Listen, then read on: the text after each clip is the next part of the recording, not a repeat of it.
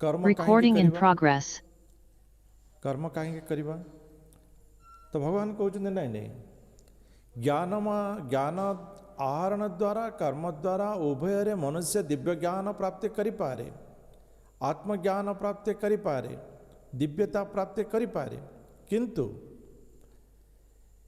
मन भितर कर्म करिवार इच्छा को थाई बाहरे ज्ञानर जो परिपूर्णता देखा जाए ये को कहा जाए मिथ्याचार एवं यह सबुठारो अनुत्तम कार्य अटे।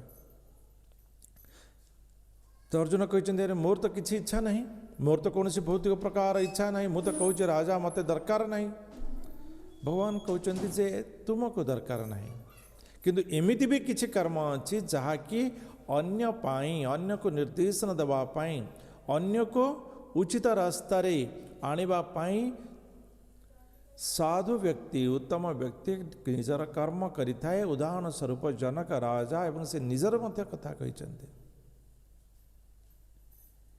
एवं यही प्रकार व्यक्ति मध्य बेले बेले स्खलन आसी थाए तार कारण हला बद्ध जीवन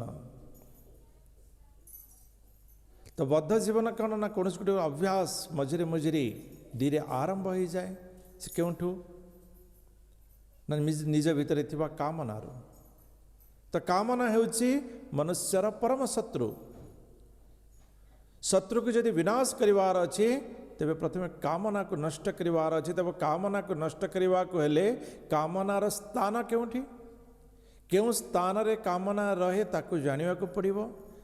तो भगवान कहते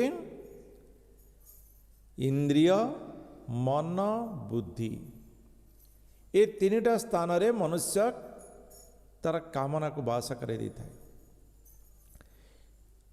शरीर नियंत्रण रे इंद्रिय को नियंत्रण करिवार किछि पात्र रे सहज होता है बुद्धि को संस्कार करिवा सहज होता है किछि मात्रा रे पूर्ण संपूर्ण सहज न किंतु मन को संस्कार करिवा मन को नियंत्रण करिवा ये बहुत बड़ा कष्ट साध्य तेणु मन विषय रे आहरी आग को भगवान कहिबे अर्जुनंकर प्रश्न भी आसीबो किंतु एठे प्रश्न थिला जे अर्जुन कहउचंती तो ये कामना को विजय केमते करि परिबा आध्यात्मिक ज्ञान एवं आध्यात्मिक बल द्वारा ही कामना को विजय प्राप्त करि परिबा शत्रु को विजय प्राप्त करि परिबा। तो अर्जुन कहउचंती आध्यात्मिक ज्ञान एवं आध्यात्मिक बल केउठु आसीबो तो भगवान कहउचंती अर्जुन एथि पाई दिव्य ज्ञान योगर आवश्यक अछि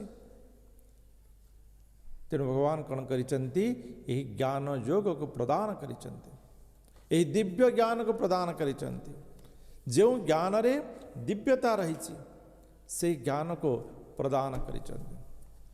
आज आम से विषय रे देखिवा जे वास्तविक यही दिव्य ज्ञान कौन जहा द्वारा मनुष्य तार परम शत्रु कामना को विजय प्राप्त करि परिबो। ए विषय में काली भी किछि मात्रा रे जानी थिले ये हूँ कठोपनिषदर विषय वस्तु के वर्णना कराई आपण मैंने देखिपे पांचटी घोड़ा अच्छा एम को पांचटी इंद्रिय स्वरूप नि आखि नाक कान स्पर्श एवं जिह्वा एवं एमान को जो नियंत्रण करुचंती जो लगाम अच्छी सी है मन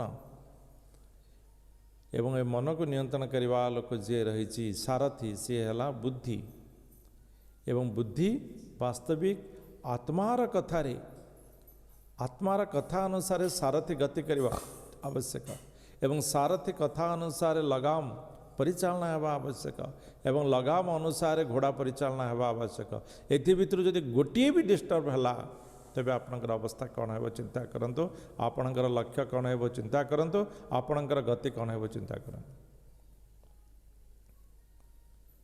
तेणु यही तीनोटी बुद्धि मन एवं इंद्रिय या संपूर्ण रूपे संयम करिपारिले ही आत्मार प्रकृत गति संभव हो पाए आत्मार प्रकृत गति संभव हो पाए।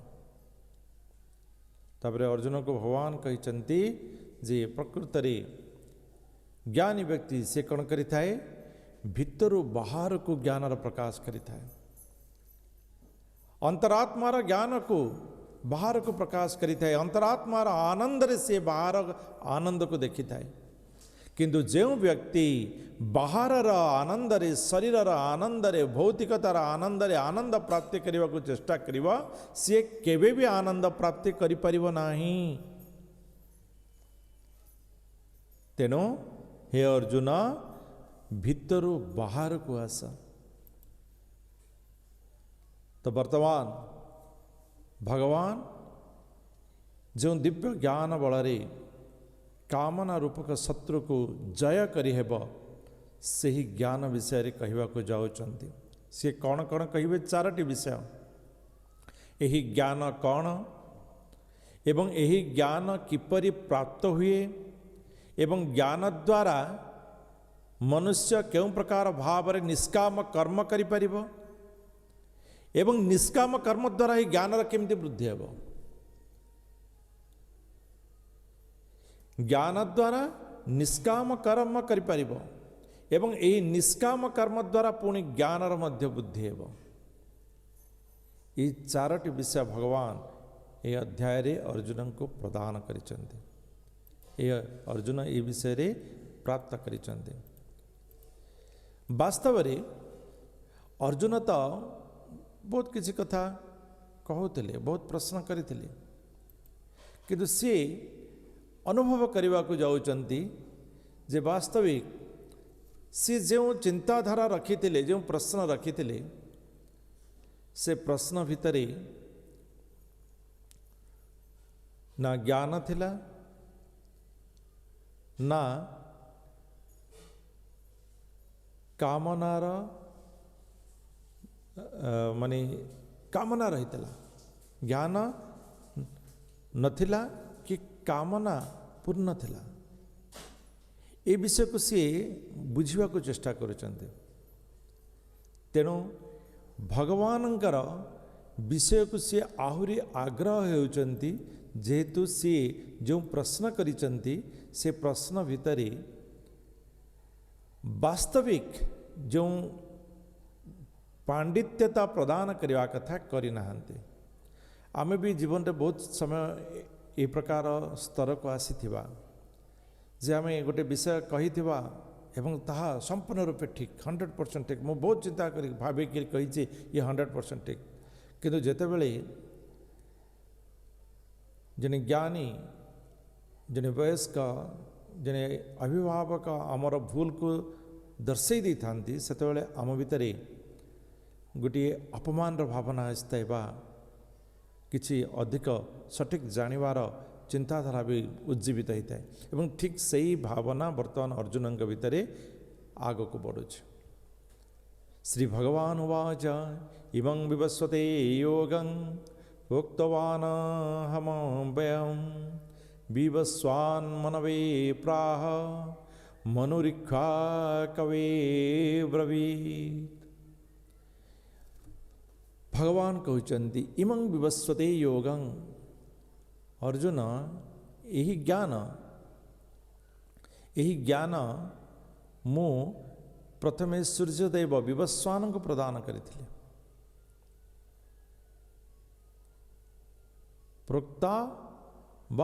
प्रोक्तवान कहितली अहम अव्यय जो ज्ञान नष्ट न होगा अव्यय ज्ञान बा दिव्य ज्ञान ये शाश्वत ज्ञान मु प्रथमे क्या कही विवस्वान मनवे प्राह मनवे मनु को कही मनवे माने कि जन मानव बोली कही वास्तव रे शब्दर ज्ञान को आमे जानिबा दरकार।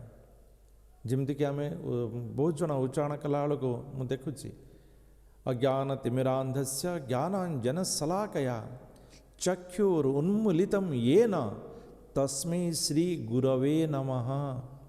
बहुत जन अज्ञानवशतः कौन करती गुरुवे नमः नहीं नमः पद जगरे चतुर्थी ताहा गुरवे नमः हम गुरवे नमः। तो सही प्रकार ये हूँ मनवे मनु को प्राह कही मनु मनु इक्ष्वा कवे मनु क्या कही इक्ष्वाकु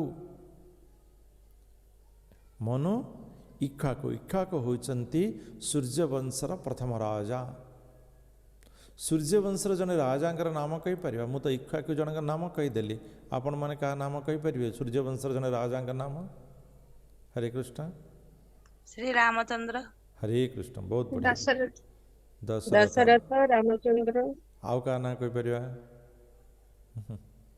हाँ लंबकृष्ण बहुत बढ़िया बहुत हरे कृष्ण बहुत बढ़िया तो सेई वंशर प्रथम राजा हेले इक्ष्वाकु एवं सी यही ज्ञान यही ज्ञान प्राप्त करिथिले हरिवी सूर्यवंशर तो यही ज्ञान से प्राप्त करिथिले मनुଙ୍କ ठारू एवं मनु विवस्वानଙ୍କ ठारू सूर्यଙ୍କ ठारू प्राप्त करिथिले एठी से विषय वर्णना करा जायछि वेदर नियम हिसाब रे गाणितिक संख्यक जहाँ नियम अच्छी से नियम हिसाब से जब आम देखा तेरे मनु को ये 12 कोटी 4 लाख वर्ष पूर्वे ये ज्ञान प्रदान करा जायतिला एवं इक्ष्वाकु यह को 20 लाख 5,000 वर्ष पूर्वे प्राप्त करते एवं अर्जुन वर्तमान 5,120 वर्ष पूर्वे प्राप्त कर तो ये जो दिव्य ज्ञान ये एवर विषय नुहे ये एवर विषय नुहे यही ज्ञान ये वेदर सारांश ये ज्ञान कोटि कोटि वर्ष पूर्वर जहाँ प्रदत्त करा जायतिला ताहा आज मध्य मनुष्य पाई आवश्यकता मनुष्य पाई संस्कार प्रदान करि थाए संस्कृति प्रदान करि थाए मनुष्य को संस्कृत करि थाए तो यही प्रकार दिव्य ज्ञान मनुष्य को संस्कृत करी तार कामना को नष्ट करी तार शत्रु को विजय प्राप्त करी ताको उचित कर्म उचित मोक्ष प्रदान करि थाए ये जो कैलकुलेशन जो समय कैलकुलेशन ये प्रकार करा जाय थाए आम जानी सत्यजुग त्रेतायुग द्वापर जुग कलिजुग 4टी जुग अच्छी कलिजुगर आबद्धि है 4,32,000 वर्ष एवं यार ठीक 2 गुण है द्वापर जुग कलिजुगर 3 गुण है त्रेतायुग कलिजुगर 4 गुण है सत्यजुग है तो सत्यजुग केते लंबा कलिजुग बहुत छोट ये छोट कलिजुग भितर छोट समय जाइए तेबे भी आम बहुत विरक्त हो गले कौन हो संसार रे तो चिंता करंतु आहरी अच्छी मात्र तो कलिजुगर 5,000 वर्ष सरी 4,32,000 वर्ष सरीबार बाकी अच्छी तो जाओ ये प्रकार कलिजुग 1 गुण द्वापर जुग 2 गुण तृतीय जुग 3 गुण सत्यजुग 4 गुण ए प्रकार जब आम मिसेबा ये 10 गुण कलिजुगर 10 गुण है गोटे दिव्य जुग गोटे दिव्य जुग तो यही दिव्य जुग यार 71 गुण सी हूँ मन्वंतर दिव्य जुगर 71 गुण होउछि मन्वंतर एवं गोटे मन्वंतर राजा हुंती गोटे मनु एवं 14 जन मनु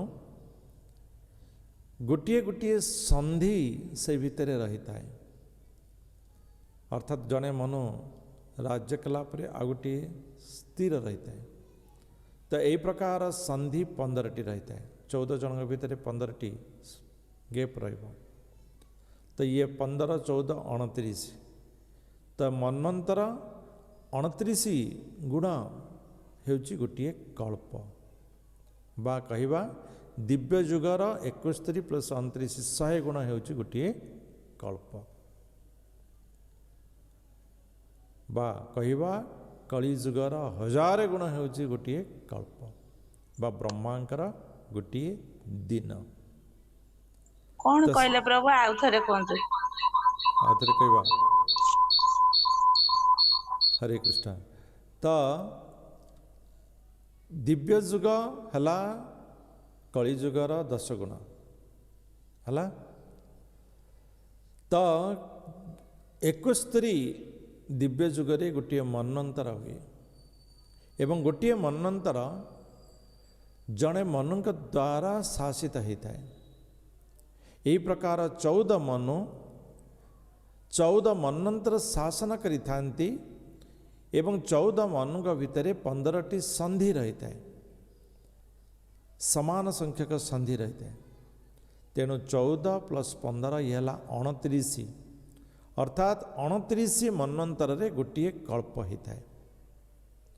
29 ମନ୍ୱନ୍ତର ବା ଦିବ୍ୟ ଯୁଗର 71 ଗୁଣ, ଯଦି ୟାକୁ ଆମେ ଯେଉଁମାନେ ଗଣିତ ମ୍ୟାଥମେଟିକ୍ସ ଜାଣିଛନ୍ତି ସେମାନେ ଠିକ୍ରେ ବୁଝିପାରିବେ।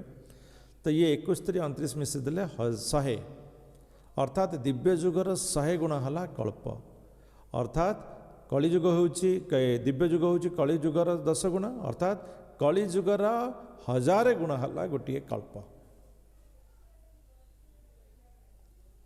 ତ ଇଏ କଳ୍ପ ହେଉଛି ବ୍ରହ୍ମାଙ୍କର ଗୋଟିଏ ଦିବସ ଏବଂ ସମାନ ସମୟ ହେଉଛି ରାତ୍ରି। ତ ଅର୍ଥାତ୍ 2ଟି କଳ୍ପରେ ବ୍ରହ୍ମାଙ୍କର ଗୋଟିଏ ଦିବସ ପରିପୂର୍ଣ୍ଣ ହୁଏ। ଏହି ପ୍ରକାର କଳ୍ପକୁ 365ରେ ଯଦି ଆମେ ଗୁଣିଦେବା, 360ରେ ଗୁଣନ କରାଯାଏ, ଆମର 360ରେ ଯଦି ଗୁଣନ କରାଯାଏ ତେବେ ସିଏ ଆସିବ ବ୍ରହ୍ମାଙ୍କର ଗୋଟିଏ ବର୍ଷ ଏବଂ ତାହାକୁ 100ରେ ଯଦି ଗୁଣିଦେବା ତେବେ ସିଏ ଆସିବ ବ୍ରହ୍ମାଙ୍କର ଗୋଟିଏ ଆୟୁଷ। ଅର୍ଥାତ୍ କଳ୍ପକୁ 1 ଲକ୍ଷ ଗୁଣ, ମାନେ କଳିଯୁଗର 1 ଲକ୍ଷ ଗୁଣ ଇଣ୍ଟୁ 365, ଅର୍ଥାତ୍ 360 ଲକ୍ଷ ଗୁଣ ହେଉଛି ବ୍ରହ୍ମାଙ୍କର ଆୟୁଷ। ଆକୁ ଯଦି ଯିଏ ମ୍ୟାଥମେଟିକ୍ସ କରୁଛନ୍ତି ସେମାନେ ଟିକେ ଭଲ ଭାବରେ ବୁଝିପାରିବେ। ତ ଇଏ ହେଲା ଏ ପ୍ରକାର ଆୟୁଷର ଗଣନା। ସମସ୍ତଙ୍କର ଆୟୁଷ ଅଛି। ଏ ଭୂତ ପ୍ରକୃତିର ଯିଏ ବି ସଂସ୍ପର୍ଶରେ ଅଛି ସମସ୍ତଙ୍କର ଆୟୁଷ ନିର୍ଦ୍ଦିଷ୍ଟ ଅଛି, କାହାର କମ୍ ଥାଏ, କାହାର ଅଧିକ ଥାଏ। ଆମେ ଯୋଭୁ ରହୁଛେ, ଆମର ତଳକୁ ଯେତିକି ଯେତିକି ଯିବା ଆୟୁଷ ସେତିକି କମି କମି କମି କମି କମି କମି ଯିବ ଏବଂ ଉପରକୁ ଯେତିକି ଯେତିକି ଯିବା ଆୟୁଷ ବଢ଼ି ବଢ଼ି ବଢ଼ି ବଢ଼ି ଯିବ। ତଳକୁ ଯେତିକି ଯିବା ମନୁଷ୍ୟର ଉଚ୍ଚତା କମି କମି କମି କମି ଯିବ, ଉପରକୁ ଗଲେ ଉଚ୍ଚତା ବଢ଼ି ବଢ଼ି ଯିବ। ଏ ପ୍ରକାର ପ୍ରକୃତିର ମଧ୍ୟ ବିବିଧତା ରହିଛି। ତ ଇଏ ବ୍ରହ୍ମାଙ୍କର ଗୋଟିଏ ବର୍ଷର କାଲକୁଲେସନ୍ କରାଯାଇଛି। ବ୍ରହ୍ମାଙ୍କର ଆୟୁଷ 4,32,000, ମୁଁ ଯାହା କହିଲି କଳିଯୁଗର ଅବଧି, ତାକୁ 10 ପୁଣି 1000 ଗୁଣ କରାଯାଇଛି।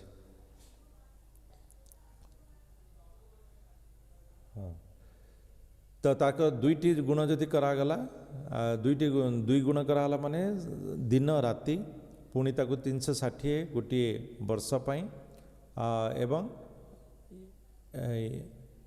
ଏଇଟା 1000 100, ଏଇଟା 100 ହେବା କଥା, 100 ଆୟୁଷ 100 ବର୍ଷ।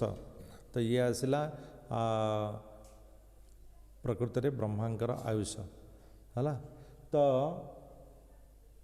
ବ୍ରହ୍ମାଙ୍କର ଇଏ ଆୟୁଷ ଭିତରୁ ଇଏ 6 ମନ୍ୱନ୍ତର ଏବେ ସରିଛି, 6 ମନ୍ୱନ୍ତର ସରିଛି ଏବଂ 27ଟା ସାଇକେଲ, 4 ଯୁଗର 27ଟା ସାଇକେଲ ସରିଛି ଏବଂ ସତ୍ୟ ତ୍ରେତୟା ଦ୍ୱାପର 28 ନମ୍ବର ସାଇକେଲର ଏଇ 3ଟା ଯାକ ଯୁଗ ସରିଯାଇଛି। ବର୍ତ୍ତମାନ କଳି ଯୁଗ ଚାଲିଛି। ତ ୟାକୁ ଯଦି ଆମେ ମିଶାଇବା 6 ମନ୍ୱନ୍ତର ଏତିକି, ଯେଉଁ 27ଟା ମାନେ 4 ଯୁଗ ସରିଛି, ଦିବ୍ୟ ଯୁଗ ସରିଛି, ସିଏ ହେଲା ଏତିକି ବର୍ଷ 1,1,6.6400 ମିଲିୟନ ଇୟର୍ସ ଏବଂ ସତ୍ୟ ତ୍ରେତୟା ଦ୍ୱାପର ଯେଉଁ ବର୍ତ୍ତମାନ ସରିଛି, 3ଟା ଯୁଗ ସରିଛି, ସିଏ ହେଲା 3.88 ଏବଂ କଳିଯୁଗର ବର୍ତ୍ତମାନ 5,120 ବର୍ଷ ସରିଛି।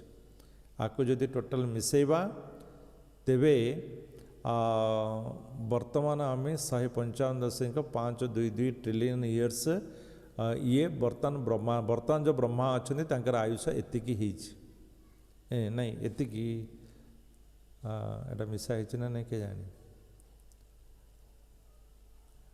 ये जो आपको मिसेले जी आसो बोधे मिसा ही ना कौन आपको मिसेले जी आसो ये है ब्रह्मांकर आयुष से बाकी ये टोटाल रू फेड़ जहाँ आसो सेटा बाकी आयुष रही तो ये गणना अच्छी आपको स्थिर भाव जदि आम देखा आम या विषय को जापर तो ये प्रकार भाव में जदि प्रथमे जुगर प्रथम जदि देखा 120 मिलियन इयर्स पूर्वर विवस्वान को यही दिव्य ज्ञान प्रदान करा जायथिला एवं यही भगवद गीता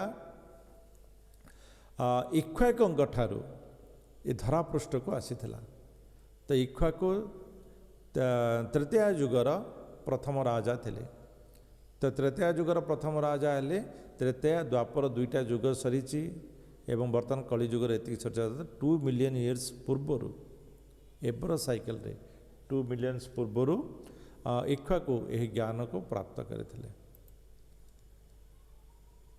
एवं परंपरा प्राप्त इमं राजर्षय विदुः सकाले नेह महता योग नष्ट परंतप अर्जुन ये प्रकार ज्ञान समय क्रमे संसार लोप पाई जाइए जो ज्ञान कोटि कोटि वर्ष पूर्वर मुझे प्रदान करी धीरे धीरे धीरे धीरे यही ज्ञानर लोप पाई जाइए से लोक मानकर अव्यवस्था लोक मानकर जो मलिनता ये सब देखा जाउछ तो ये ज्ञान जो लोप पाई जाइए अर्जुन चिंतार पड़गले अरे मु से ज्ञान को जानापी सुजोग पाई पारि ना ये ज्ञान लोप पाई जाइए तो अर्जुन कहते ये भगवान कहते अर्जुन तुम्हें चिंता कर ना मु तुमको ये ज्ञान प्रदान करी कहीं न स एवायं मया तेद्य योग प्रोक्त पुरातन भक्तोसी मे सखा चेती ये बहुत इंपोर्टेंट जिनस मु ए ज्ञान को तुमको प्रदान करी कारण तुम्हें होच मोर सखा तुम्हें होच मोर भक्त तुम्हें होच मोर भक्त जी मते अनुगमन करी थाए जी मो पाखरे शरणागत होता है जी मो उपरे संपूर्ण रूपे निर्भर करी थाए केवल सेतिके नहीं तुम्हें मोर होच सखा तो एथिपाई मु तुमको यही अलौकिक ज्ञान पुनर्बार प्रदान करिवी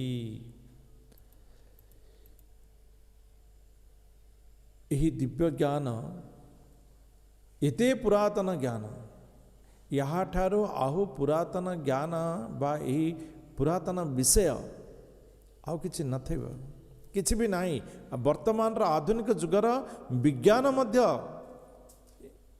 इतनी जाए पहुँची पारना तेबे भी आपण माने जदि कौन सी लाइब्रेरी को जीवे टीवी चैनल रे जदि खोजे विभिन्न प्रकार अच्छी ना सीरियल मु देखुली गोटे विभिन्न प्रकार सीरियल अच्छी कौन कौन सब हरर टेरर मरर सब कौन कौन सब सीरियल अच्छी सब सब कैटेगरी किंतु जदि आपण रामायण महाभारत भगवद गीता ये सब सीरियल को जीवे यार कैटेगरी कौन लिखाई ना माइथोलॉजी माइथोलॉजी माने ये को गोटे प्रकार मिथ्या माने जार प्रमाण नहीं किंतु वास्तविक भगवान निजे कहते जे दिव्य ज्ञान को प्रदान कर वास्तविक वेदर पुरातन ज्ञान पुरातन विषय आम पाखे रही अयोध्यार रामचंद्रंकर प्रमाण रही सेतुबंधर प्रमाण रही द्वारकार प्रमाण रही तेबे भी ये सब माइथोलॉजी ही आधुनिक विज्ञान बा माकुली ज्ञान आमको रखिछन्ति। तो यही प्रकार भगवत ज्ञान समस्त को वास्तविक भाव में उत्तम ज्ञान प्रदान करिଥାଏ। थरे भक्ति तीर्थ स्वामी से नेल्सन मंडला पाखक जाते। नेल्सन मंडला बहुत दिन जेल रही प्राय 29 वर्ष काल। से भर प्राय 18 वर्ष सी बहुत कष्ट गोटे अंधार घर भितर छोटिया घर भितर सी जीवन यापन करते। वास्तविक भक्तितीर्थ स्वामी भगवत गीता विषय जितेबले नेल्सन मंडला कही ये गोटे गोटे श्लोक नेल्सन मंडला को कहते। ये श्लोकर आरंभ करती नेल्सन मंडला किंतु से श्लोक को समाप्त कर दियंती। तो ये प्रकार बहुत गुड़े श्लोक नेल्सन मंडला पाखे रही। ये आश्चर्य है कहले अरे भगवत गीतार तो मु प्रचार प्रसार करुछि मु विषय जानी ता तो अलग कथा, किंतु आपण भगवत गीता विषय एते ज्ञान रखिछन्ति, एते विषय जानिछन्ति केमिति? तो नेल्सन मंडला कहले मु जदि 29 वर्ष काल कला कोठरी भितरे मु जीवन यापन करि पारली एवं करिबा पर मध्य मोर हिम्मत मोर ताकत सत्य सहित सत्य को प्राप्त करने लड़ाई जो ताकत ताहा मते आज मध्य रही। तार कारण होची भगवत गीता।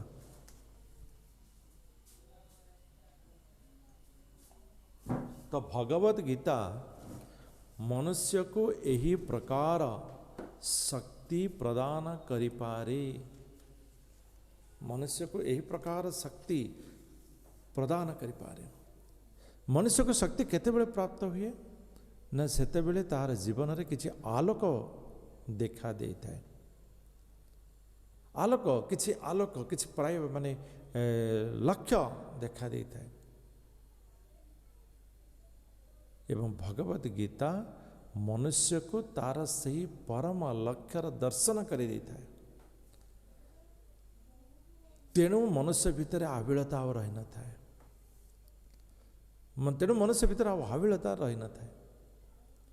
एवं ताहा मध्य घटितला नेल्सन मंडला जीवन में बहुत जन अछंती। आइनस्टाइन मध्य भगवत गीतार सहायता एते बड़ वैज्ञानिक हो पारि। तो दिव्य ज्ञान भगवत ज्ञान मनुष्य को तार कामना को नष्ट करि थाए, तार शत्रु को नष्ट करी ताको उचित दिगरे गति करे थे। जार शत्रु नाही से आग को जीवा बढ़िबार असुविधा कौन अच्छी? माने कहवा गले रास्ता रे कहीं नहांती आपण शीघ्र जीवार असुविधा किछि अछि? तो सेथिपाई भगवत गीतार यह दिव्य ज्ञानर विषय जानेबा को बा दिव्य ज्ञान कौन ता विषय भगवान कहले। तो बर्तमान अर्जुनंकर विचार आसला सखा अपरं भवतो जन्म परं जन्म विवस्वतः कथमेतत् विजानीयाम त्वमादो प्रोक्तवानिति। अपरं भवतो जन्म तुमरा आमर जन्म ये तो प्रायतः समान समय रे आओ विवस्वान सूर्यंकर तो जन्म बहुत काल मो जेजेबापा पे कहते जेजेबापा भी सूर्य तो रही बहुत काल। तो आपण आमर जन्म तो ये समय रही आपण केमिति से विवस्वान को ज्ञान प्रदान कले? ये विवस्वान को ये ज्ञान आपण केमिति प्रदान कले? तो भगवान कहते बहुनी में व्यतीतानि जन्मानि तव चार्जुन त्यान्यहं वेद सर्वाणि न त्वं वेत्थ परन्तप। अर्जुन तुम्हें आओ मु ए प्रकार अनेक जन्म बीते देछे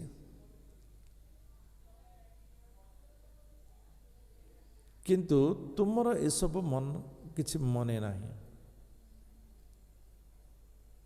किंतु मोर सब किछि मने रही वेद सर्वाणी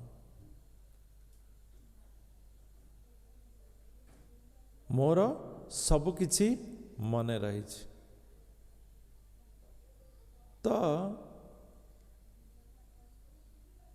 वास्तव में मनुष्य से कौन करिता है जन्म मृत्युर चक्र भितर रही है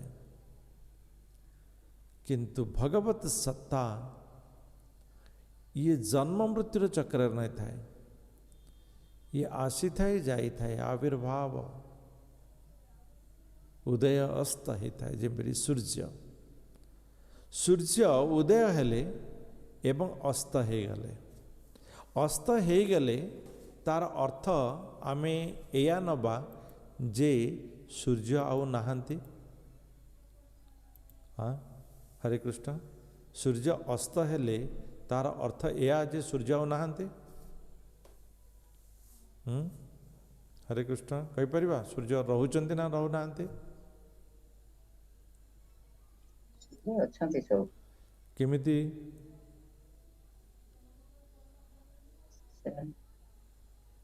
सूर्य अछंती केमिति हरे कृष्ण प्रभु जी आमर एठी संध्या हेले अमेरिका पटे तांकर बहुत दिन बढ़िया होचे हरे कृष्ण बहुत बढ़िया आमर एठे राति ही गला एठे सूर्य अस्त ही गले सेठे उदय ही गले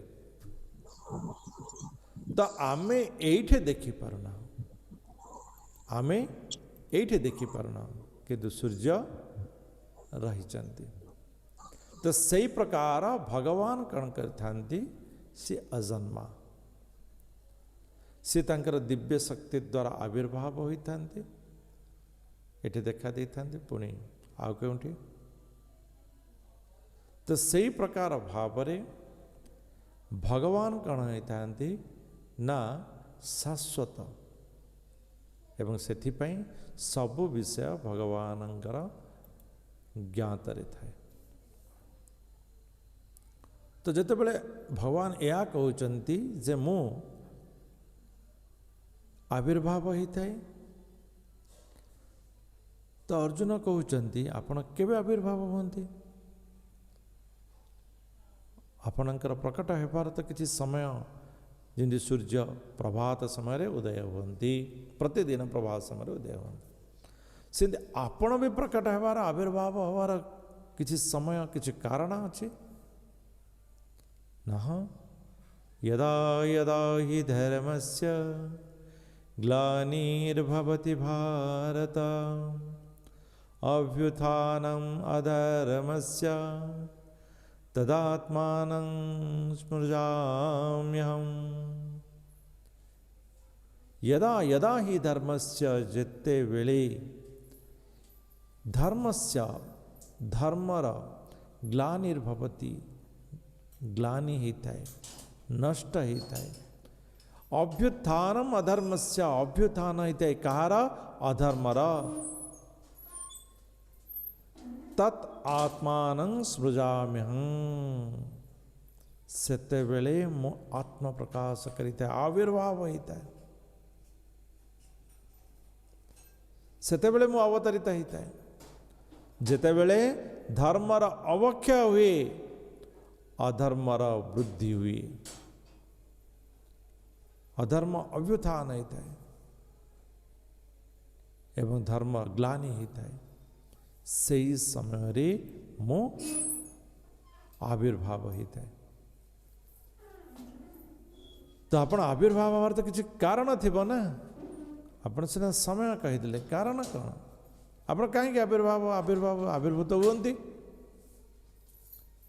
परित्राणाय साधूनां विनाशाय च दुष्कृतां धर्म संस्थापनार्थाय संभवामि युगे युगे कौन पे मो आविर्भाव होता है परित्राणाय साधुमां साधु मानक परित्राण करने पाए रक्षा करने पाए केवल सेतिक नहीं आउरी गोटे कारण कौन कारण विनाशाय च दुष्कृताम दुष्ट मान को नष्ट भी कर दी थाए मो साधु मान को रक्षा करी थाए सेतिक नहीं दुष्ट मान को मध्य नष्ट कर दी थाए अर्जुन आहुरी गोटे कारण भी अच्छी कौन धर्म संस्थापनार्थाय दुष्ट मानकर उत्थान रे धर्म ग्लानि होता है नष्ट होता है तेणु से विनाश कर देता है साधु संत यदि रक्षा न हेबे साधु संत यदि सुरक्षा न हेब तेबे धर्म ग्लानि हेब तेणु मु मध्य साधु संत का रक्षा पाई पुनर्वार धर्म को प्रतिष्ठा करिता है तो ये प्रकार तीनोटी कारण मु कौन कही ना प्रकट होता है भगवान बहुत समय बहुत अवतार नहीं था विभिन्न प्रकार अवतार अच्छी मुख्यतः अवतार 6 प्रकार गोटे पुरुष अवतार गुण अवतार लीला अवतार मन्वंतर अवतार युग अवतार एवं शक्त्यावेश अवतार पुरुष अवतार रे कहीपर पुरुष अवतार कौन हरे कृष्ण विनोदनी महोदय पूर्णा पुरुष अवतार कौन कौन महाविष्णु कारण दक्षाई विष्णु गर्भ दक्षाई विष्णु क्षीर दक्षाई विष्णु बढ़िया बहुत होता हरे कृष्ण गुण अवतार ब्रह्मा विष्णु महेश्वर हाँ ब्रह्मा विष्णु महेश्वर लीला अवतार तो आम जानी 24 लीला सब विभिन्न अच्छी मन्वंतर अवतार प्रति मनुरे गोटे गोटे अवतार जुग अवतार प्रति जुगरे गोटे गोटे अवतार एवं शक्ति आवेश अवतार निजर शक्ति द्वारा विभिन्न अवतार विभिन्न समय सी परिपूर्ण रही तो ये प्रकार भगवानंकर विभिन्न समय अवतरण एवं प्रति अवतरण रे तांकर कर्म हला जे धर्म संस्थापनार्थाय तो अर्जुन कहते वास्तव में आपण यही कारण आविर्भाव होता यह आपण कहते दिव्य ज्ञान वास्तव में यही ज्ञान जी जानी थाए तार कौन हुए भगवान कहते जन्म कर्म च मे दिव्यम एवं यो वेति तत्त्वतः त्यक्त्वा देहं पुनर्जन्म नैति मामेति सह अर्जुन जन्म कर्म चमे दिव्यम मोर जन्म हला दिव्य मोर कर्म हला दिव्य ये साधारण जन्म नहीं मोर दिव्यता जन्म रहता है मोर कर्म भी साधारण नहीं ये दिव्यता था एवं यही दिव्यता जो वेति तत्वतः जे यह को तत्वतः तत्व कारणतः हाँ हाँ भगवान दशावतार नहीं नहीं कारणतः संपूर्ण ज्ञान युक्त हुई जे यह को जानी थाए त्यक्ता देहं पुनर्जन्म सीए जेते बेले ये जो शरीर को त्याग करी थाए पुनर्बार आउ शरीर प्राप्त करे नहीं जी यह को जानी थाए सीए इस शरीर को त्याग कला परी पुनर्बार आउ शरीर प्राप्त करे नहीं अर्जुन कहते किपरि न तार कारण है सी शत्रु को जय कर दिए से शत्रु को जय कर दिए शत्रु किए हरे कृष्ण शत्रु किए हरे कृष्ण शत्रु किए हाँ रिपु प्रभु जी हाँ कामना हला मोर शत्रु तार स्थान केउंठी शत्रु स्थान केउंठी ये लिखा जाइए आखि आगे अच्छी इंद्रिय मन बुद्धि हाँ मन इंद्रिय मन बुद्धि बुद्धि अर्थात ଯିଏ ଭଗବାନଙ୍କର ଏହି ଦିବ୍ୟତାକୁ ଜାଣିଥାଏ ସିଏ କାମନାର ବସରେ କେବେ ଆସେ ନାହିଁ, କାମନାର ଊର୍ଦ୍ଧ୍ୱକୁ ଯାଇଥାଏ। କାମନା ମାନେ କେବଳ ଯେ ମାନେ ଗୋଟିଏ ପ୍ରକାର ଚିନ୍ତା କରିବା ସେୟା ନୁହେଁ, ଯାହା ଆମର ମାନେ ଆଧ୍ୟାତ୍ମିକ ଶକ୍ତିକୁ ଦୁର୍ବଳ କରିଥାଏ, ସିଏ ସବୁ ଜିନିଷ ହେଉଛି କାମନା। ତ ଏ କାମନା ନଷ୍ଟ କରିବାକୁ ହେଲେ ଇନ୍ଦ୍ରିୟ ମନ ବୁଦ୍ଧିକୁ ସଂସ୍କାର କରିବାକୁ ପଡ଼ିବ।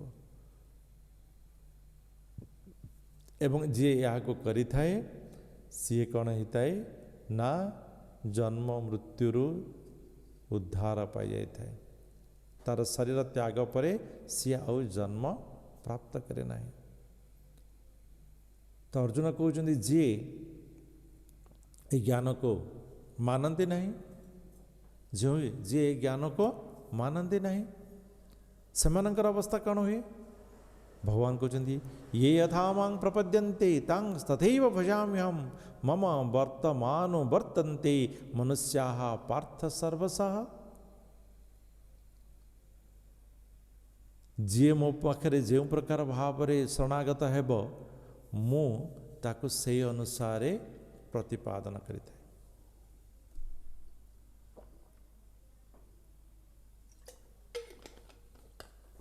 ମୁଁ ତାକୁ ସେହି ଅନୁସାରେ ପ୍ରତିପାଦନ କରିଥାଏ।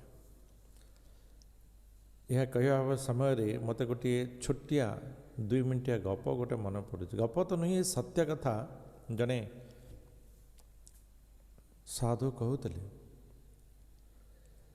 ଜଣେ ଏକୁଟିଆ ଲୋକ ରହୁଥିଲା, ସେ ଭଗବାନଙ୍କର ଅନନ୍ୟ ଭକ୍ତ। ତା ବାରିପଟେ କ'ଣ ହେଇଥିଲା ନା ସବୁ ଗଛ ଫଛ ସବୁ ବହୁତ ଗୁଡ଼ିଏ ବଢ଼ିଗଲା। ତାକୁ ମାନେ ସଫା କରିବା ପାଇଁ ତା ପାଖରେ କିଛି ସାଧନ ବା ସମୟ ଯାହା କିଛି ଆବଶ୍ୟକ ସେସବୁ କିଛି ନଥିଲା। ସିଏ କହିଲା ମାନେ ଥରେ ଭଗବାନଙ୍କୁ ଡାକିବା ସମୟରେ ଚିନ୍ତା କରୁଛି ଯେ ଏସବୁ ଜିନିଷ ଯଦି ନଥାନ୍ତା ଏ କେତେ ସୁନ୍ଦର ପରିବେଶ ହେଇଥାନ୍ତା। ମୁଁ ଭଗବାନଙ୍କୁ ଅତି ଆହୁରି ସୁନ୍ଦର ପରିବେଶ ଭିତରେ ଭଗବାନ ଡାକିଥାନ୍ତି। ଦେଖନ୍ତୁ ଏହା କହିଛି, ତା ପରଦିନ ବଡ଼ ବଡ଼ ଏତେ ବଡ଼ କ'ଣ ସେଟା କହନ୍ତି ମଇଁଷି, ହଁ ଆସି ତାର ଏସବୁ ଜିନିଷ ତାକୁ ଏମିତି ଚୋବେଇ ମାନେ ସେ ଗଛ ପଛ ସବୁ ନଷ୍ଟ କଲେ, ପ୍ରାୟ ମାନେ ତାର ଅର୍ଦ୍ଧରୁ ଅଧିକ ଜିନିଷ ସଫା ହେଇଗଲା। ଇଏ ମାନେ ମନେ ପଡ଼ିଲା ଏ କଥା ନା। ତ ଯେଉଁ ପ୍ରକାର ଭାବରେ ଆମେ ଭଗବାନଙ୍କୁ ସ୍ମରଣ କରିବା, ବାଡ଼ି ଯେତେବେଳେ ସମସ୍ତଙ୍କୁ ଦାନ ଦେଉଛନ୍ତି, ବାମନ ଆସୁଛନ୍ତି, ବାମନ ଭଗବାନ ବାଳୀଙ୍କର ଝିଅଙ୍କର ନାଁଟା ପୁଣି ବସିଗଲେ, ବାଳୀଙ୍କର କନ୍ୟା ଉପରେ ଛିଡ଼ା ଦେଖୁଛନ୍ତି, ବା କେତେ ସୁନ୍ଦର ବାଳକଟିଏ। ଭଗବାନ ଯଦି କେତେବେଳେ ମୋତେ ପୁତ୍ରଟିଏ ଦେବେ ତେବେ ଏଇ ପ୍ରକାର ପୁତ୍ରଟିଏ ଦେବେ। ଭଗବାନ କାନରେ ତାହା ପଡ଼ିଲା। ଭଗବାନ କହିଲେ ତଥାସ୍ତୁ, ମାତୃତ୍ୱ ଦେବି। ପୁଣି ଯେତେବେଳେ ବାଳିକୁ ଭଗବାନ ଚାପି ଦେଇଛନ୍ତି, ତାଙ୍କର କନ୍ୟା ତାକୁ ଦେଖି ପୁରା ଉତ୍କ୍ଷିପ୍ତ ହେଇଛନ୍ତି। କହିଛନ୍ତି ଯଦି ଇଏ ମୋର ପୁତ୍ର ହେଇଥାନ୍ତା ନା ଆକୁ ମୁଁ ବିଷ ଦେଇ ମାରି ଦେଇଥାନ୍ତି। ଭଗବାନ ତାହା ବି ଶୁଣିଲେ ତଥାସ୍ତୁ। ଇଏ ଯଥା ମାଂ ପ୍ରପଦ୍ୟନ୍ତେ, ଯିଏ ଯେଉଁ ପ୍ରକାର ମାଗିଥାଏ ତାକୁ ବି ତଥାସ୍ତୁ। ମାତୃତ୍ୱ ଦେବା ତଥାସ୍ତୁ, ମାରିବା ପାଇଁ ଚିନ୍ତା କରିବା ତାହା ବି ତଥାସ୍ତୁ। ପୁତନା କରି ଜନ୍ମ କରିଦେଲେ, ତାକୁ ପୁତନା କରି ଜନ୍ମ କରିଦେଲେ। ସ୍ତନ୍ୟପାନ କରି ମାତୃତ୍ୱ ଦେଲେ, ବିଷ ଦେଇ ମାରିବାର ପ୍ରୟାସ ମଧ୍ୟ କରାଇଦେଲେ। ଭଗବାନଙ୍କୁ ତ ମାରିପାରିବନି ନିଜେ ମଲେ। ତ ଭଗବାନଙ୍କୁ ଆମେ ଯାହା ମାଗିବା ତାହା ତଥାସ୍ତୁ ହେଇଥିବ। କିନ୍ତୁ ଯାହା ମାଗୁଛେ ଠିକ୍ କି ଭୁଲ ଆମର ଜ୍ଞାନ ନାହିଁ, ତେଣୁ ଭଗବାନଙ୍କୁ କିଛି ମଗାଯାଏ ନାହିଁ। ବିନା ଆଶାରେ ଆମକୁ କ'ଣ ଆବଶ୍ୟକ, ଅର୍ଜୁନ ଦେଖନ୍ତୁ ଏଇଟା କୌଣସି ଜାଗାରେ କହିନାହାନ୍ତି ଯେ ମୋତେ ଏୟା ଦିଅନ୍ତୁ। ज श्रेय जहाँ मो ପାଇଁ उचित अटे ताहा मते प्रदान करंतु जहाँ मो ପାଇଁ उचित मो ପାଇଁ कौन उचित आपणक ठारू अधिक कौन मु जानी देखंतु ये होची शरणागतर भावना ये होची शरणागतर भावना भगवान से कहते ये यथा मांग प्रपद्यन्ते जे जो प्रकार मते शुण करता है मु ताकू से प्रकार तार कर्म करता है तो अर्जुन कहते यही प्रकार किए क्यों प्रकार स्मरण सब करी ये सब विभिन्न मार्ग रे विभिन्न स्मरण सब करी ये मार्ग सब किए करिछि आपन तो यदि समस्तंकर माने जगत सृष्टि करिछन समस्त तो गोटे मार्ग नहीं सही सेमती कि गाई चराड़े कौन करे सबू गाई के तड़े तड़े तड़े तड़े हे एपटे का चला तेना आप तो समस्त को बाड़े पटे सब सीधा कर गोटे रास्ता नहीं था ये विभिन्न मार्ग रे किए आप एमती कहूँ किए सेमती कहूँ ये मार्ग सब भगवान कहते सब मु करिछि आपण ही करिछन्ति ये सब मार्ग कहीं कांक्षतः कर्मणां सिद्धिं यजन्त इह देवताः क्षिप्रं हि मानुषे लोके सिद्धिर्भवति कर्मजा विभिन्न लोके कौन करिथान्ति ना ये जो सांसारिक जीवन रे से माने सफल होगा चेष्टा करिथान्ते ए भौतिक जगत रे सफलता प्राप्तिर चेष्टा करिथान्ति ए भौतिक जगत रे नाम करने को चेष्टा करिथान्ति एवं जी जो प्रकार इच्छा करी थाए तो सही इच्छा को पूर्ण करने पाए ता रास्ता को पूर्ण करने पाए मु कौन करी थाए विभिन्न मार्ग करी थाए चातुर्वण्यं मया सृष्टं गुण कर्म विभाग सह तस्य कर्ता रमपि मां विद्य कर्ता रमव्यम हे अर्जुन सेथि पाई चातुर्वण्य चारि प्रकार वर्ण मया सृष्ट मो द्वारा सृष्टि होती आजिकल तो विभिन्न प्रकार व्यक्ति बाहरती से मैंने कहते हैं नहीं सी क्षत्रिय नहीं सी वैश्य नहीं सी वैश्य नहीं सी वैश्य भाया नुहे सी शूद्र भाया सी शूद्र मनीष ही विवाह कर दी था से वैश्य से शूद्र से ब्राह्मण किंतु भगवान कहते ना आपको मु सृष्टि करिछि मु सृष्टि करिछि क्यों आधार रे गुण कर्म ताहार गुण एवं कर्म अनुसार मु विभाग करिछि ये ब्राह्मण हो पारिबो मु सेमानकर क्वालिफिकेशन कौन ना गुण कर्म एवं से क्वालिफिकेशन अनुसार मु सेमाननको जॉब देछि ये ब्राह्मण कर्म करिवो ये क्षत्रिय कर्म करिवो ये वैश्य कर्म करिवो ये शूद्र कर्म करिवो अर्जुन तस्य कर्ता रमोपि मां विद्य कर्ता रमव्यम जदि मु ए चारोटी वर्ण सृष्टि करिछि किंतु मु अकर्ता मु एमानंकर भितरे नाही मु एमानंकर भितरे नाही मु इस समस्त मार्गर ऊर्धरे अर्थात ये समस्त मार्ग भगवानंक निमंते भगवानंक निमंते ये विषय आहरी भी सुंदर भाव रे अष्टादश अध्याय रे भगवान आहरी बुझेचंती मनुष्य वास्तव में निज निजर गुण कर्म अनुसार भगवान पाखरे पहुँचबार प्रयत्न करवा ये हूँ वास्तविकता वास्तविकता मु जदि शिक्षक तेबे मु शिक्षकता माध्यम ही नाम करवा आवश्यक मु कह से डॉक्टर भल नहीं ताठारू अधिक भल मेडिसिन विषय में जानी मु मेडिसिन दे पारि हे पारे मु मेडिसिन भल दे पारे किंतु ता बोली मु जदि डॉक्टर होगापी चेष्टा करी से दोष आसे अष्टादश अध्याय भगवान ताको आउरी कहिसेंति जे निजर कर्म छाड़ी जदि अन्य कर्म करने को चेष्टा करा जाए से दोषपूर्ण हुए निजर कर्म यदि दोषपूर्ण हुए तेबे भगवान से दोष को नष्ट कर देता से निजर गुण कर्म अनुसार भगवान कहते जे सी आग को बढ़िबा आवश्यक अटे। तो अर्जुन कहते आपण सब करिसेंती कहते मु करिछि एवं कहते मु करता नुहे कहीं न मां कर्माणि लिम्पन्ति न मे कर्मे फले स्पृहा इति मां जो विजानाति कर्म वी न सविद्यते। अर्जुन मु सब किछि करि थाए किंतु न मां कर्माणि लिम्पन्ति मते कर्म स्पर्श करे नाही कि मु कौन से कर्म फल स्पृहा रखी पारे नाही जे मु आको मु एक्स को ब्राह्मण कली कि वाई को क्षत्रिय कली सी मते रक्षा करिवो एक्स मु ताको ब्राह्मण कली सी मते पूजा ही करिवो वाई को माने वैश्य कली जे सी जहाँ दब मु किणी खाइबी जे जड को शूद्र कली सी मते सेवा ना मु कौन से आशा का ठार रखी न थाए मु केवल अन्य को प्रदान करी थाए सेमानंकर मुक्ति पाए सेमाने दिव्यता पाए एवं यहा को जी जानी थाए सीए कर्म भी न सबध्यते सी कर्म रे बंधन युक्त हुए नाही ताको कर्म बांधी पारे नाही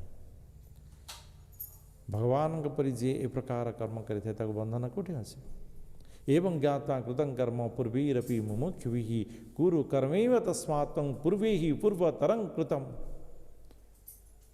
प्राचीन काल रे महापुरुष माने यही प्रकार सत्य को जानी से माने कर्म लिप्त न रही कर्म फल स्पृहा न रखी कर्म करुथिले। किं कर्म किम कर्मीति कवयो पेत्र मोहिताः तत्ते कर्म प्रवक्ष्यामि जस ज्ञाता मुख्य से सुभा। या केते बेले को जानी परिबा ना जेते बेले कर्म विकर्म अकर्म को आमे जानी परिबा जेते बेले कर्म विकर्म एवं अकर्म को जानी परिबा। कर्मणो ह्यविबोधव्यं बोधव्यं च विकर्मणः अकर्मणस्य बोधव्यं गहना कर्मणो गति। ये कर्मर तीनोटी स्वरूप अच्छी गोटे कर्म आ गोटे विकर्म आ गोटे अकर्म। मत रसगोला खाइबा को इच्छा अच्छी देखिली रसगोला बिक्री होउची गली 10 टंका देली रसगोला किणिली खाइली ये हला कर्म ये हला कर्म। देखिली रसगोला रही गली पचारि आज्ञा रसगोला कौन केते टंका सी कहला 10 टंका सेपटे मुह बुले आउ क्या मिठा देला गोटे रसगोला धरली दौड़िली एवं जाई ताको खाइली सेटा विकर्म। उभय क्षेत्र में रसगोला खाइबा हेची किंतु कर्मर पंथा माने जो पथ कर्म आ गोटे पथ विकर्म। आहरी गोटे पथ अच्छी जने रसगोला किणिला 10 टंका दे कहला वाह बहुत सुंदर रसगोला धन्य धन्य भगवान को मते जे रसगोला एठारे उपस्थित अच्छी बिक्री आपण पाखे पैसा थिले मध्य आपण खाई पारे नहीं किंतु भगवान ताको धन्यवाद दला जे ठीक अच्छे भगवान को बहुत धन्यवाद जे रसगोला मते इच्छा एवं एठारे मिलुची भगवान को स्मरण कला रसगोलाटी खाइला। तीनोटी जाक क्षेत्र में रसगोला खाइबा हेची किंतु तीनोटी जाकर पथ हला अलगा एवं यही पथर विविधता को जी जानी थाए से केबे हेले खराब विपथगामी हो पारिबो नाही। विकर्मर परिणाम सदा बेले खराब ही हुए कर्मर परिणाम ये भल हो पारे किंतु ये मध्य मनुष्य को बंधन देता है किंतु अकर्म ये कौन करी थाए जेहेतु भगवत युक्त दिव्य ज्ञान युक्त ये कर्म होता है ये मनुष्य को कर्मफल मुक्ति प्रदान करिथाए।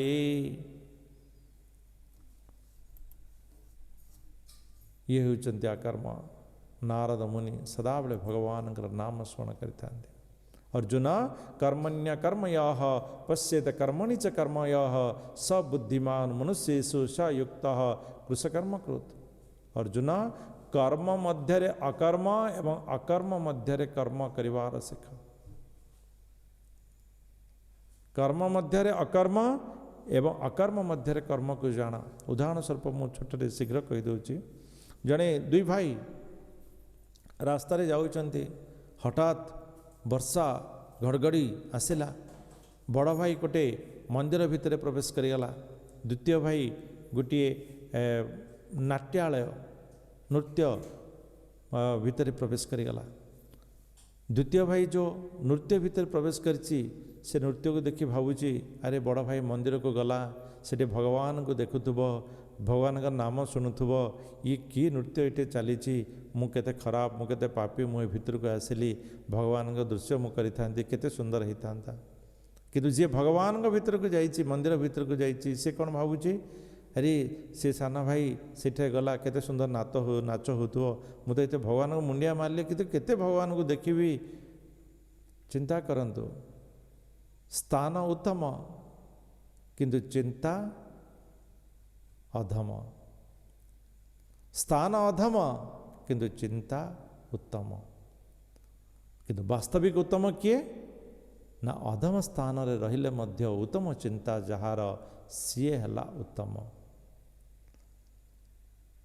अकर्म भितर कर्म एवं कर्म भितर जो अकर्म आम कर जाऊे ताकू जदि आम जापर जे यहाँ अकर्म तेरे कर्म को आम सुधारी पारिबा। अकर्म रे जदि आम कर्म करिपरिबा उत्तम कर्म करिपरिबा ता वास्तव रे पुण्य हो जिवो। कर्मर प्रतिक्रिया को दिव्य ज्ञान रूपक अग्नि रे दग्ध करने को हेब। एवं जो माने यह करिथांती वास्तव रे सेमाने हेउचंती ज्ञानी। सेमाने हेउचंती ज्ञानी। सेमाने समस्त कर्म भगवान का निमंते करिथांती एवं दिव्य ज्ञान चेतना रे करिथांती। तो ये प्रकार जो माने यज्ञ निमित्त भगवान का निमित्त कर्म करिवार रहस्य को जानती से माने ही भगवान से ही परम सत्य दिव्यता प्राप्त करिथांती। एवं सही व्यक्ति सदावेले यज्ञ ज्ञान रे स्थित थाए। अर्थात सदावेले भगवान का निमंते से कर्म करिवारे स्थिर रहता है। अर्जुना तुम्हें मध्य से ही ज्ञान को प्राप्त कर। ज्ञान हेउची नौका सदृश सी तुमको ये भव सागर रु दुखर सागर रु पार करदेव। ज्ञान हेउची अग्नि सदृश सी तुमर दुख को तुमर अज्ञानता को नष्ट जली पोड़ी नष्ट करदेव। ज्ञान हेउची पक्व फलस्वरूप जहाँकि तुमको सुस्वादु जीवन रे आनंद प्रदान करि पारिब। अर्जुन ज्ञान हेउची खंडा खड्ग सदृश तुम्हें सही खड्गरे अज्ञान को नष्ट करि दियो एवं दिव्य ज्ञान बल रे तुम्हें आग को बढ़ी चाल। तो ये प्रकार भाव रे भगवान कौन करिचंती अर्जुन को यही दिव्य ज्ञान विषय रे कहिचंती। ये चतुर्थ अध्याय। आध्यात्मिकता केवल अंधविश्वास नुहे। आध्यात्मिकता को जदि आम बुझी पारुने ता नुहे जे ये हला अंधविश्वास। जदि आम बुझी पारुने ताको आम बुझीवा को चेष्टा करवा दरकार। बुझीवा को चेष्टा करवा दरकार तेबे जे आम सफलता प्राप्त करि परिबा। विशेषकर आध्यात्मिकता रे सफलता प्राप्त करने कहले आमको निजर गुण निजर व्यवहार ये बहुत बड़ा मायना रखे। ये बहुत बड़ा मायना रखे। ଯେ କେବଳ ମାନେ ସଜେଇ ହେଇଗଲେ ସେ ଆଧ୍ୟାତ୍ମିକତା ଯୁକ୍ତ ହେଇଯିବନି, ଆଧ୍ୟାତ୍ମିକ ଯୁକ୍ତ ହେବନି। ତ ଏହି ପ୍ରକାର ଭାବରେ ଆମର ମାନସିକତାକୁ ଆମେ ସ୍ଥିର ରଖି ଆମେ ଆମର ସ୍ଥାନକୁ ସ୍ୱୀକାର କରି ଯଦି ଆମେ କର୍ମ କରିବା ତେବେ ଆମେ ବାସ୍ତବିକ ଆଧ୍ୟାତ୍ମିକ ଦିଗରେ ଗତି କରିପାରିବା। ଭଲ ହେବା ବାସ୍ ଏତିକି ହିଁ ଠିକ୍, ଏତିକି ହିଁ ମାନେ ସୀମାବଦ୍ଧ ନୁହେଁ। ଉତ୍ତମ ହୋଇ ଆଧ୍ୟାତ୍ମିକ ଯୁକ୍ତ ହେବା ହିଁ ବାସ୍ତବିକ ଜୀବନର ସଫଳତା ଅଟେ। ମୁଁ ଜଣେ ଭଲ ମନୁଷ୍ୟ, ମୁଁ ଭଗବାନ କାହାକୁ କିଛି ମାନେ ନାହିଁ, ଇଏ ହେଉଛି ବକବାସ, ଇଏ ସମ୍ପୂର୍ଣ୍ଣ ବକବାସ। ସେ କେବେ ବି ଉତ୍ତମ ନାହିଁ। ତା ପାଖରେ କୌଣସି ନା କୌଣସି ପ୍ରକାର ଅନ୍ୟତମ କାର୍ଯ୍ୟ, ଅନ୍ୟତମ ଭାବ, ଅନ୍ୟତମ ଚିନ୍ତାଧାରା ଲୁଚି ରହିଛି। ଉତ୍ତମ ସମ୍ପୂର୍ଣ୍ଣତା ସେତେବେଳେ ପ୍ରାପ୍ତ ହୁଏ ଯେତେବେଳେ ଉତ୍ତମ ଆଧ୍ୟାତ୍ମିକତା ଯୁକ୍ତ ହୁଏ। ତେଣୁ ଆଧ୍ୟାତ୍ମିକତା ଯୁକ୍ତ ହେବା ଇଏ ଆବଶ୍ୟକ। କର୍ମରୁ ଅକର୍ମକୁ ଗତି କରିବା ଇଏ ବହୁତ ଆବଶ୍ୟକ ଅଟେ। ମନୁଷ୍ୟର ଗୁଣ ମନୁଷ୍ୟକୁ ଆଜ୍ଞାକାରିତା ପ୍ରଦାନ କରିଥାଏ, ମନୁଷ୍ୟକୁ କୃତଜ୍ଞତା ପ୍ରଦାନ କରିଥାଏ। ତେଣୁ ସଦାବେଳେ ତାହାର ଗୁଣର ବିକାଶ ହେବାର ଆବଶ୍ୟକ ଅଟେ। ଶିକ୍ଷା ହେଉଛି ଗୋଟିଏ କଳା, ତେଣୁ ଶିକ୍ଷାକୁ ଉଚିତ ରୂପେ ଗ୍ରହଣ କରିବା ଇଏ ଆବଶ୍ୟକ ଅଟେ। ଏହି ପ୍ରକାର ଭାବରେ ଏ ଚତୁର୍ଥ ଅଧ୍ୟାୟ ଏଠି ସମାପ୍ତ ହେଲା। ଯଦି କାହାର କିଛି ଏ ଅଧ୍ୟାୟ ଉପରେ ପ୍ରଶ୍ନ ଅଛି ଆମେ ନେଇପାରିବା। ହରେ କୃଷ୍ଣ। ନହେଲେ ଆସନ୍ତାକାଲି ପଞ୍ଚମ ଅଧ୍ୟାୟରେ ଯୋଗ ଦେବା। ଏହି